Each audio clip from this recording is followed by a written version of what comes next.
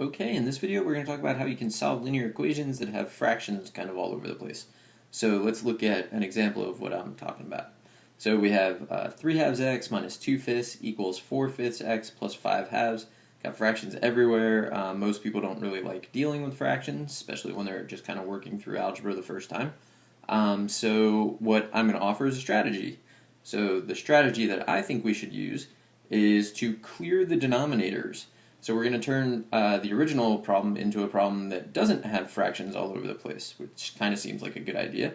And the way we do that is we're going to use the LCD, which stands for the least common denominator. So there's lots of common denominators we could use, but we want to use the smallest one possible because it'll make all of our calculations just smaller as we go through. So back to the problem. I need to find the LCD, right? So the LCD, I have to look at 5 and 2. And if I look at 5 and 2, the least common denominator there is definitely 10. I can just multiply them. They have no common factors, so multiplying them will give us the least common denominator. So now I take that, and I multiply both sides of my equation by it. So I have to make sure I'm put parentheses around the original part.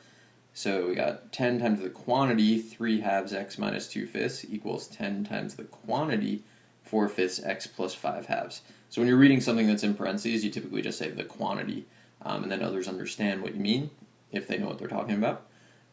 So now I have to be really careful to distribute correctly. So on the left-hand side, I have this 10. I'm going to multiply it by 3 halves. So 10 over 2 is 5, and 5 times 3 is 15, so I get 15x. Then I'm going to take the same 10 and multiply it by negative 2 fifths. 10 over 5 is 2, and negative 2 times 2 is minus 4, equals, and now we do the same thing on this side. So I take 10 and multiply it by 4 fifths. 10 over 5 is 2, and then times 4 gives me 8x. And then we take it and multiply it by 5 halves. So 10 over 2 is 5, and then times 5 is 25. And now we have an equation that we can solve. We don't have to worry about fractions. So I'm going to subtract 8x from both sides to get 7x minus 4 equals 25. I'm going to add 4 to both sides to get 7x equals 29, and I'm going to divide both sides by 7. So x is 29 over 7. And there you go. So we took something that looked really ugly and had fractions everywhere, and we turned it into something that all the denominators were 1, so we could go through and solve pretty quickly. Let's do another example. So now we have 3 fourths x minus 2 ninths equals 5 thirds x plus 7 sixths. So this is more annoying because we have 4 different denominators. Last time we only had 2, and to get the LCD we just multiplied them. Now we have 4 different numbers, so we still need to find the least common denominator. So in this case, what I'm going to do is I'm just going to look at 4 and 9 and get a least common denominator there. So 4 and 9 have no common factors, so the least common denominator would just be to multiply them, so that'll be 36.